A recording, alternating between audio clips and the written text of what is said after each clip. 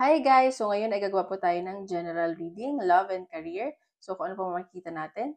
So don't forget to hit like and subscribe para po updated kayo sa videos na gagawin natin. At sa mga gusto magpa-private reading, nasa description box below. So i-message na lang ako sa Facebook or Instagram. Okay, so tingnan muna natin sa love life muna. Collective to, okay? General reading para sa love life. Oops.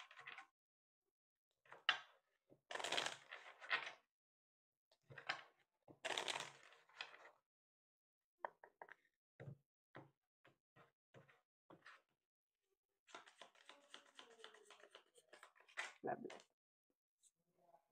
Okay, authenticity. So nakikita ko dito, nagpapakatotoo kayo sa sarili ninyo at kailangan magpakatotoo kayo para matanggap kayo ng person nyo or ikaw at may nase-sense na ako na LGBTQ. So nakikita ko, tanggap nyo naman ang isa't isa. Ayan, compassion at compassionate kayo sa isa't isa. Kumbaga nagkakaintindihan kayo at parang magaan yung loob niyo sa isa't isa. So tingnan natin. May mga involved din ditong friends. Or nakilala niyo yung person niyo through friends, gano'n. At nasa-sense ko na hindi niyo kailangan magpanggap para matanggap kayo ng isang tao. Just be who you are. Be true to yourself. At ang general na reading.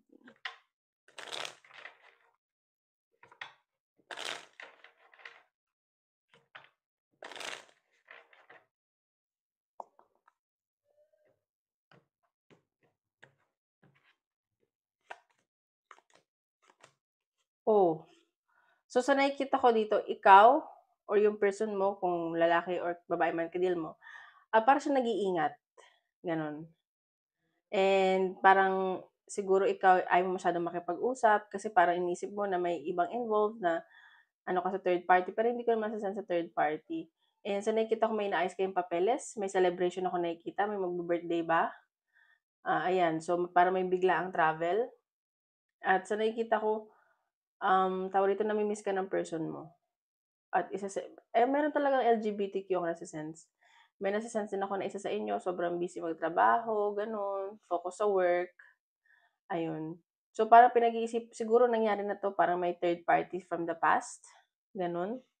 At natatakot ka na baka mangyari ulit. May mga inaasikaso kayong papeles. Celebration. May nakikita akong celebration na paparating sa inyo. So, tingnan pa natin. Ano yun? Oops, sorry. Ay.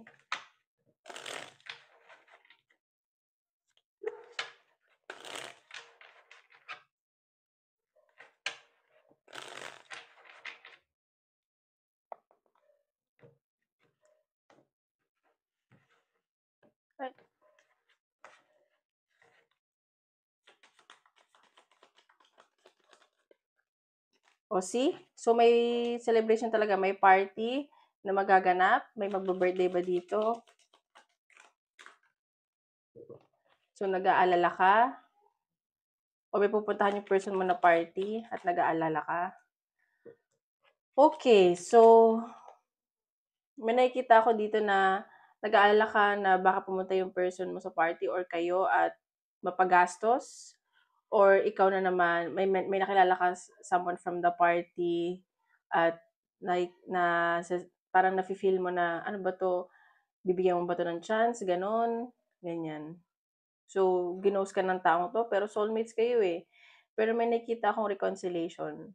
Kumbaga siguro may na-meet ka na someone, nakilala mo sa party, pero yung time na yun hindi ka pa okay at nag-aalala ka pero binigyan mo ng chance 'tong taong 'to pero ginost ka or ikaw yung ng-ghost. I-ano niyo na lang, take what resonates. So, soulmate 'tong someone na 'to or nafi-feel mong soulmate siya, may nakikita akong reconciliation sa inyo.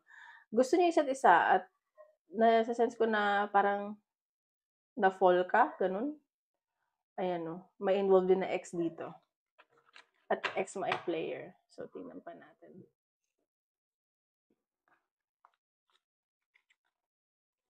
General love reading.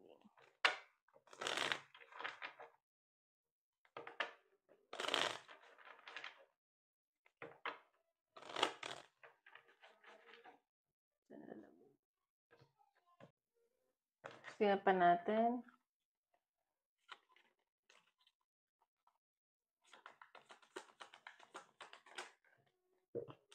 Ten of Cups.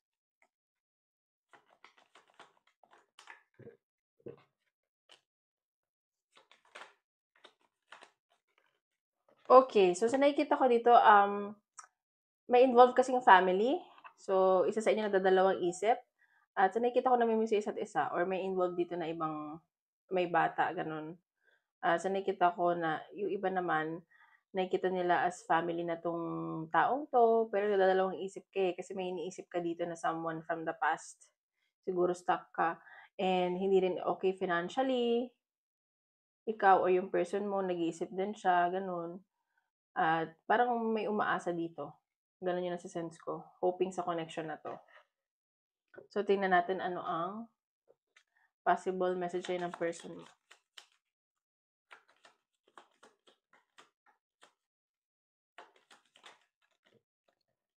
See? So, I regret lying to you. So, baka nagsinungaling 'tong taong 'to sa'yo, hindi siya naging honest. May mga tinatago siya, hindi siya nagpapakatotoo. Naloko ka, gano'n. So, iniisip-isip ka ng taong 'to, hindi ka mawala sa isip niya. Kahit pagtulog, pagising, ikaw yung naiisip niya. Parang iba ka sa mga nakilala niya. Okay. So, nakikita ko dito na iniisip niya na bata pa kayo, hindi kayo magwo-work, at nakikita ko ayaw niyang masaktan ka or ikaw. See? I lost myself for a little while. Yun yung message sa'yo ng person mo. So, tingnan pa natin advice para sa'yo.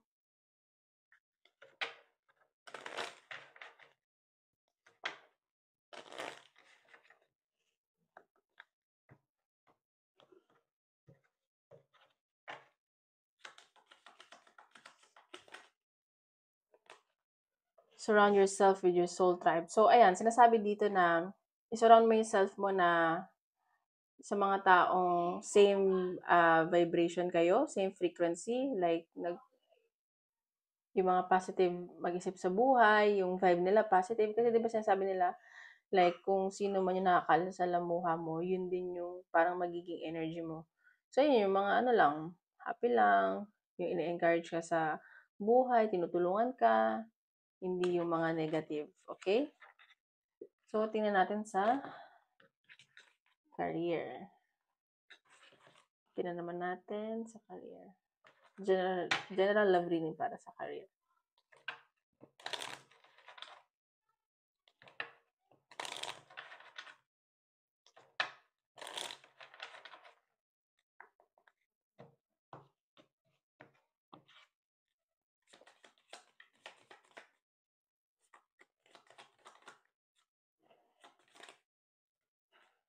Okay, career, surrender. So, sa nakikita ko dito, parang pagod na kayo, kakatrabaho.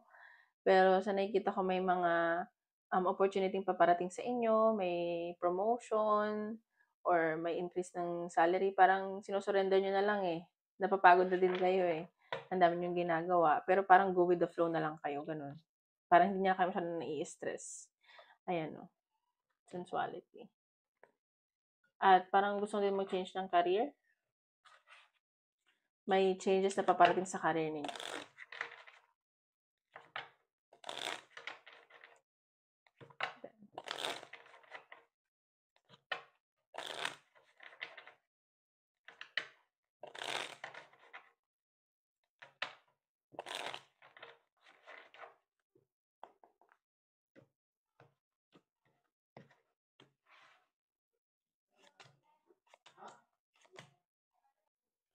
Okay, sa career nakita ko dito na parang nag-iingat ka or pinag-iingat ka kasi may mga miscommunication, may mga delay sa travel, at sa nakikita ko pagod ka na din talaga.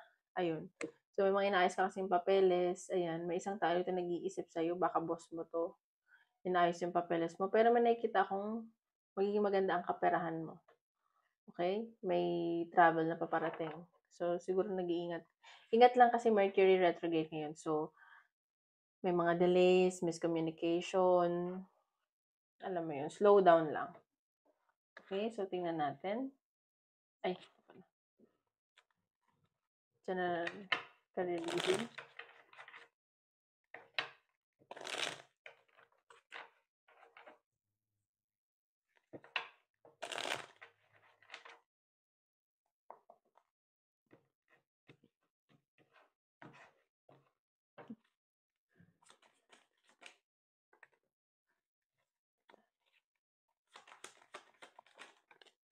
Okay. So, focus ka talaga sa kaperahan mo ngayon. Parang wala kang masyadong inintindi kundi ang career mo.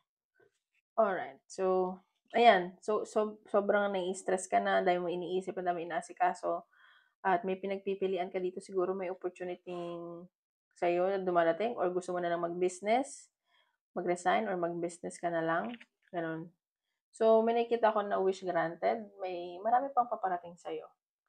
So, maraming options, may pagbabago talaga, ayan, oh.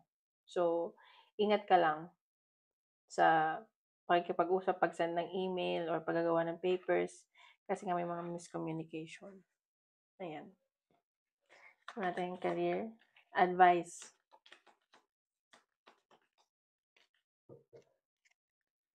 Your light is shining brightly, reaching your see. So kung napapagod ka na ngayon, kung pag-give up ka na, huwag ka daw mag-give up, kasi darating din, marireach mo din yung mga pangarap mo sa buhay, malapit ka na matupad yung mga pangarap mo. Siguro magpapatayo ka ng bahay, or magta-travel ka. So, ayun. Huwag ka daw pa manghihinaan ng loob. Okay? So, ayun lang po. Maraming salamat. Don't forget to hit like and subscribe.